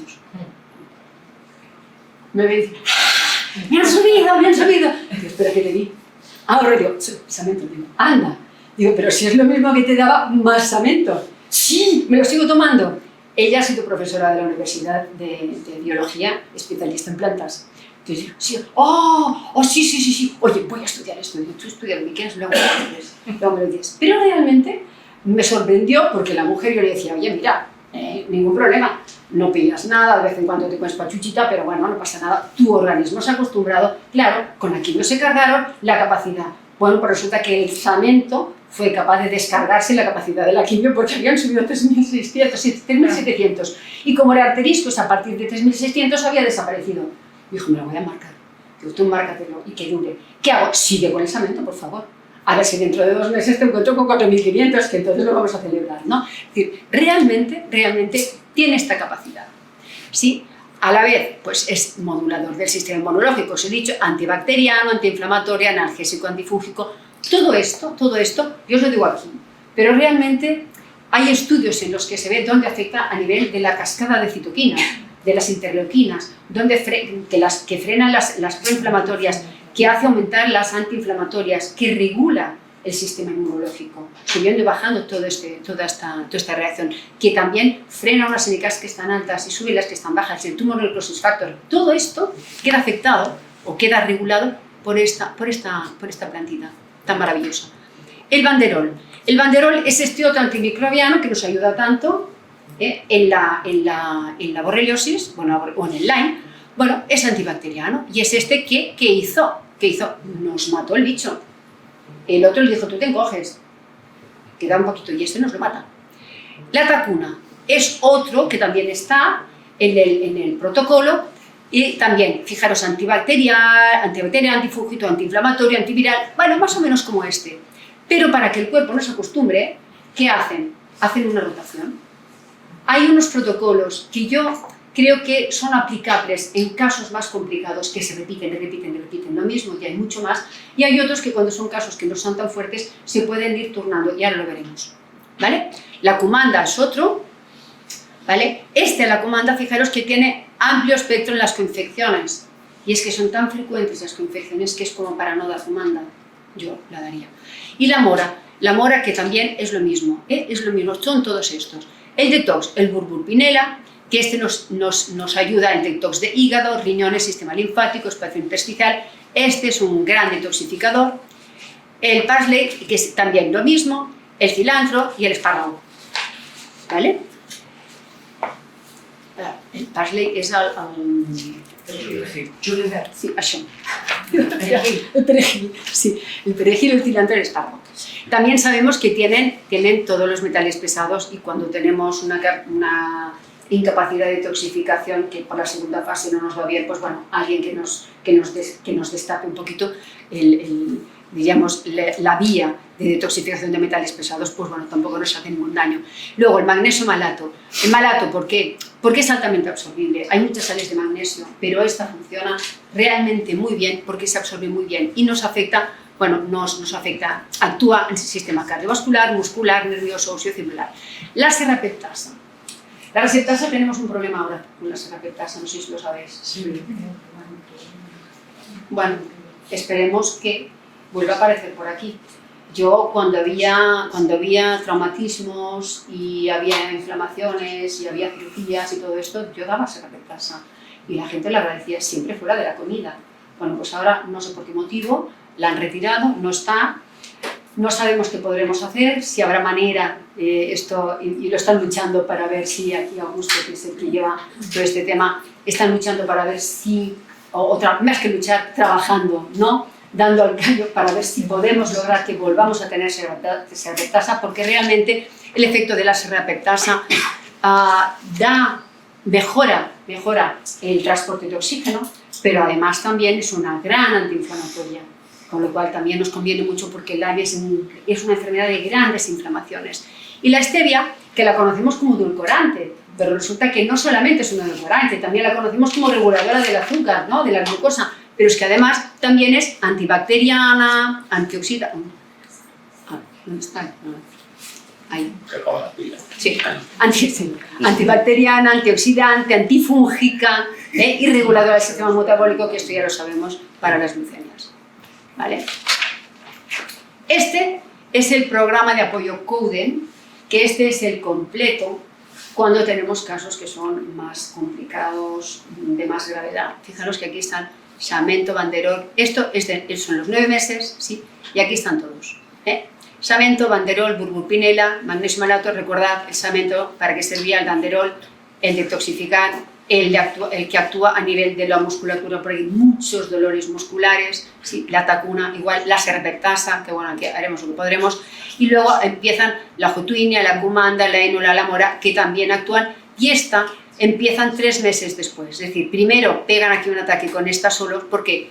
Porque muchas veces hay las conocidas reacciones ERX, que es que cuando matamos tanto nos quedamos más intoxicados que nadie, es decir, yo mi consejo es, antes de empezar a hacer un tratamiento para matar nada, y más una borrelia que es muy tóxica y que deja muchos residuos, vamos a limpiar bien, vamos a hacer un gran detox, no nos viene de aquí, Si nos vienen pacientes que están ya muy afectados, no pasa nada, les decimos, mira, vamos a limpiar todo el terreno, vamos a sacar todas las toxinas y una vez hayamos limpiado, entonces vamos a seguir matando, porque si matamos mucho y el cementerio está lleno, no nos cabrán los muertos. ¿Sí? Con lo cual, bueno, yo aquí, esto es lo que hay, y aquí hay uno que no lo pone, pero que a mí me encanta porque además me ha dado muy buenos resultados, y que no lo pone. Y hemos hablado con Alex, no sabemos por qué no lo pone. Bueno, ¿qué es el resveratrol? Es el resveratrol. El resveratrol, a mí los pacientes con Lyme me dicen lo que mejor me ha ido. Bueno, cuando hago la detoxificación ya empiezo con resveratrol. Porque ¿qué hago? Frenar la primera fase, activar la segunda, vamos a dejar que vayas limpiando, luego te doy lo que haga falta para limpiarte, puede ser desde la medicina antimotóxica, como puede ser con plantas, con lo que queramos, podemos limpiar todo el terreno, pero luego el resveratrol es muy importante. Y mejoran mucho, se encuentran mucho mejor. Esto les mejora, no están tan atontados, tienen más energía y no sé por qué no lo ponen, entonces yo lo he puesto. Pero hay una cintura que ahora no me acuerdo cuál es, que lleva mucho resveratrol. Ahora no me acuerdo qué cintura es. Sí, pero lo que pasa es que se da separado el resveratrol. Estas se pueden poner todo junto, pero el resveratrol no, mejor separado. No hace falta que te vayas a dosis muy altas. Pero realmente a mí mis pacientes me han dicho que el resveratrol les ha ido muy bien y lo doy siempre separado. ¿Vale? Bueno, esto es una aplicación en la que se puede entrar para aplicar el protocolo. ¿Sí? Con lo cual, esto es muy fácil. ¿Sí? Horowitz es este otro médico que os he hablado, que también ha tratado miles de enfermos con Lyme y que ha tenido 13.000 pacientes durante 30 años, pero esto no es de ahora, este protocolo Coden, esto de aquí, de los 13.000 pacientes, esto no es de ahora, no está actualizado, es un poco antiguo, es decir, seguro que ha tratado más, pero aquí lo importante es esto, hay una mejoría del 90% de los pacientes, y el tratamiento, que es lo más importante, al menos para mí también, es que es seguro y que es eficaz. Dr. Gant, este tiene un estudio más pequeño, pero también hizo sus inventos, hizo su protocolo, que también le funciona bien. Para mí son protocolos más sencillos. Este es de 12 meses, tiene 6 fases de 2 meses cada una. Y este lo que hace él es un protocolo rotativo. También tenemos que tener en cuenta que no todos los pacientes pueden pagar todo lo que representa el gasto de todas estas plantas juntas. Y si más vale poco que nada, vamos a ayudarles como podamos. Y a veces, si no hay mucha coinfección, puede también tener su resultado, y de hecho también lo tiene. Fijaros, son 6 fases de 12 meses, son 6 fases. La primera empieza con comanda y samento, la segunda samento de banderol. Si fijáis, cada uno dura 2 meses, ¿vale? Comanda, samento, samento está 4 meses, banderol y banderol 2 meses, énula y énula, es decir, es como se van sumando, hay uno que cambia y el otro persiste, ¿vale? ¿Para qué? Para que no haya una rotura de la información muy importante cada vez que se cambia. Al final de los 12 meses es mora y cúrcuma y luego, cúrcuma y comanda, y luego te dice, cuando acabes esto, por favor, sigue de forma crónica con samento y tacuna. Esto es lo que él dice, yo diría, bueno, ¿y por qué no el banderol? Bueno, pues aquí en función de la sintomatología del paciente. Podemos escoger una tacuna o podemos escoger un banderol. ¿Y la dosificación? La dosificación, ahora te lo digo, bueno, ahora te lo explico. Productos adicionales a añadir al tratamiento. Este es el Polygonum cuspidatum, que es el resveratrol. La diferencia de un resveratrol normal que viene de la uva del que viene del Polygonum es que en este caso es mucho más efectivo el que viene del Polygonum que no el de la uva, que es el que se conoce más. Entonces, bueno, yo supongo que el laboratorio lo vio. Es esa la tintura que yo me refería, no el japonés. Claro, es que es el resveratrol que yo decía. Pero como hay en tintura, pues también puedes poner. Sí, claro. Puedes hacerlo en tintura, puedes hacerlo en pastilla, pero que sea de Polygonum. El del laboratorio es de Polygonum. ¿Sí? Que al principio yo decía, qué pena, no hay resveratrol, qué pena. Yo decía, será del Polygonum. Y un día investigando, con Alex, que hemos trabajado muchísimo, la verdad es que de repente nos pusimos muy contentos y dijimos, anda, pero sí es de polígono, con lo cual, qué bien, porque aunque no vaya con el kit, se puede poner, y no deja de ser que cuando tú tratas algo, tratas una patología, no es porque sea el mismo laboratorio o no, sino que es la filosofía la que estás utilizando. Entonces, el principio activo de otro polígono, de otro resveratrol, viene en el polígono, ningún problema. Pero no lo des de uno, Ya. porque por lo visto no funciona. Nutramedix lo tienen en cápsulas. Nutramedix lo tiene en cápsulas. Sí, lo sé. ¿Vale? Y luego estos otros, pues bueno, aquí ya no es del laboratorio, pues un Cordyceps, el Kutsu, la glutamina. ¿Por qué la glutamina? Pues directamente porque como hay una disbiosis, hay una permeabilidad intestinal, pues bueno, pues la glutamina siempre está bien darla. La vitamina D, ¿por qué? Porque si no los linfocitos cuando pasan por el timo están tontos y como les falta al profesor no aprenden nada, no tienen memoria, con lo cual mejor te doy vitamina D para que seas capaz de aprender y te acuerdes de este bicho que ha pasado, porque cuando vuelva a pasar puedas reaccionar. ¿Vale? El cardomariano, pues bueno, si no tienes el burgurpinela le das un cardomariano. El zinc, bueno, porque generalmente estas personas hay una desnutrición a nivel de minerales y también muchas veces de vitaminas. El PQQ también podría ser porque para dar energía intracelular, porque las mitocondrias pobres están muertas. Y el PQQ la ventaja es que si tienes el colesterol mal no pasa nada. ¿Sí? La mucosa compositum, ¿para qué? Para poder ayudar, esto es de hemotoxicología, para poder ayudar a la regeneración de la mucosa. Vitamina C, bueno, pues su fruta, hasta incluso en casos graves de vitamina venosa. ¿Sí? ¿Vale? Y los probióticos. Aquí volvemos a tenerlos, ¿vale? Es lo que os he dicho antes. El samento, que actúa a nivel pentacíclico, ¿sí? El banderol, que actúa contra la borrelia y las confecciones, y además elimina algunos hongos que Cumanda no puede matar, ¿sí? La tacuna, que es un antiviral. Recordad que os he dicho antes que los virus son muy frecuentes también en las confecciones, y cuando nosotros tenemos un virus activo, un Epstein-Barr con un L-antigen positivo, o que tiene una respuesta a nivel del sistema inmunológico cuando se piden los tipajes linfocitarios y vemos que está activo este virus, bueno, pues es importante darle la tacuna porque si afecta al sistema nervioso vamos a poder tener a la larga un problema neurológico grave en esta persona. Entonces, bueno, como que está bien tenerlo en cuenta, ¿sí? La jotuinia, bueno, pues la diferencia es que, bueno, es que también es antifúngica y antiviral. La Cumanda, que es la antiviral, antibacterial, antifúngica, ¿sí? La énula, que es antiparasitaria, porque puede estar la babese por ahí en medio. La mora también. Y como detox, pues teníamos el burgurpinela, el cilantro si tenemos metales pesados, porque lo podemos ver también, tanto si hacemos un estudio de disbiosis como pedimos un estudio de metales en cabello, ¿sí? El julivert, ¿no? Sí, el julivert, que también nos ayuda, y el espárrago, espárrago, que es el del espárrago, porque lleva el tema del azufre, ¿no? También nos ayuda, ¿sí? El magnesio malato, la serrapeptasa y la stevia, que ya lo habíamos dicho, y la dosificación que me preguntabas, generalmente la mayor parte de ellos empiezas con una gota y vas subiendo. Es verdad que yo lo he visto porque delante mío lo han hecho, que agarran un bote, se lo toman todo, no pasa nada. Bueno, te pasa, duele aquí, en el rosito no, porque no hay efectos secundarios. Pero si estás muy intoxicado y tienes que poner todos estos productos y vas a matar mucho, ven matando poquito a poquito, porque si no el cuerpo te va a hacer unas reacciones y lo vas a pasar muy mal. ¿Y qué hace la gente? Deja la medicación porque no lo tolera. Entonces, ¿cómo se tiene que empezar? Con una gota en un vaso de agua, un buen vaso de agua. Como no es uno solo, que ponen varios, mejor porque sabe a veces a rayos y centellas, ¿no? Y bueno, a mí no es que me gusten mucho los sabores, pero bueno, cuando uno tiene que tragarse algo que no le gusta, si es por su salud, lo hace. Y el que no, bueno, pues aquello que dicen agua, no hay otra.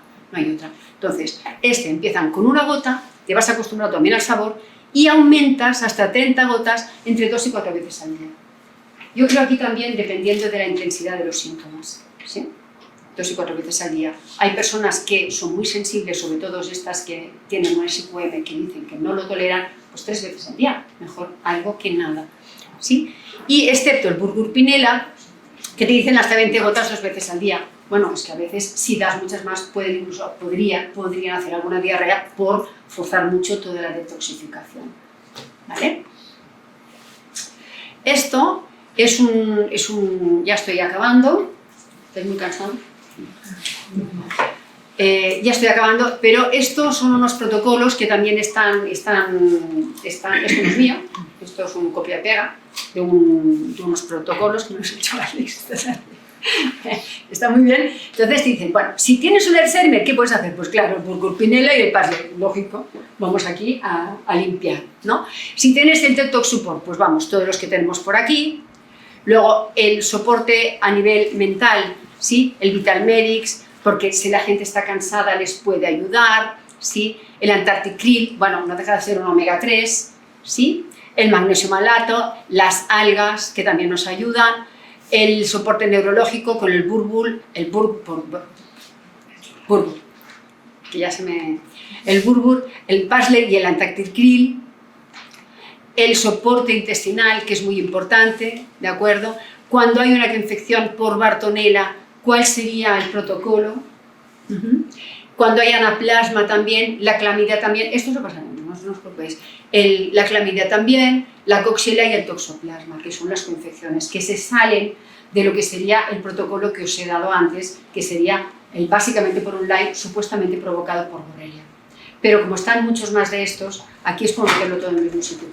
Te pongo esto y si por desgracia el laboratorio todavía no nos puede dar luz al resto de coinfecciones, al menos, pues bueno, no te voy a hacer daño y lo puedo dar. Lo que os decía antes, que el laboratorio me comentó el otro día, estuve reunida con ellos, que a partir de mediados de este año que viene, probablemente abril, mayo, van a hacer las pruebas por heces. Porque como el parásito se va a la parte intestinal, la bacteria se va en parte intestinal, pues se pueden ver. Y han visto que sí, ya tienen varias que las pueden hacer. Incluso, si hay alguna sospecha, pueden hacer la serología específica para lo que sospechemos. Lo que pasa es que, claro, yo no sé lo que valen, no puedes pedir para todas, porque es un problema. Es un problema. Y por IgGs y IgMs ya hemos visto antes que la respuesta humoral no es demasiado segura. ¿Sí? Este es el de los virus. Y conclusiones. Y ya acabo, ¿sí? Que el samento y el banderol juntos es lo que me gustaría que quedara en mente. ¿Sí? Porque los protocolos los podéis obtener. Lo que sí quiero es que quede claro que samento y banderol juntos obtuvieron un efecto significativo. Fijaros estas imágenes. ¿Vale? Esto también lo enviáis, ¿no? Esto, ellos, yo no envío nada, sí, supongo que sí, claro. Significativo en las 3 formas conocidas de la borrelia, que la mejoría de los síntomas fue del 90%, que el 85% de los pacientes se negativizaron serológicamente, que la doxiciclina solamente actúa en la forma de espiroqueta y que la dosis alta no ofrece un efecto significativo en las formas redondas, como se puede ver en esta imagen que hemos visto antes, y que el tratamiento con extractos de planta es seguro y eficaz. Muchas gracias a todos. Muchas gracias.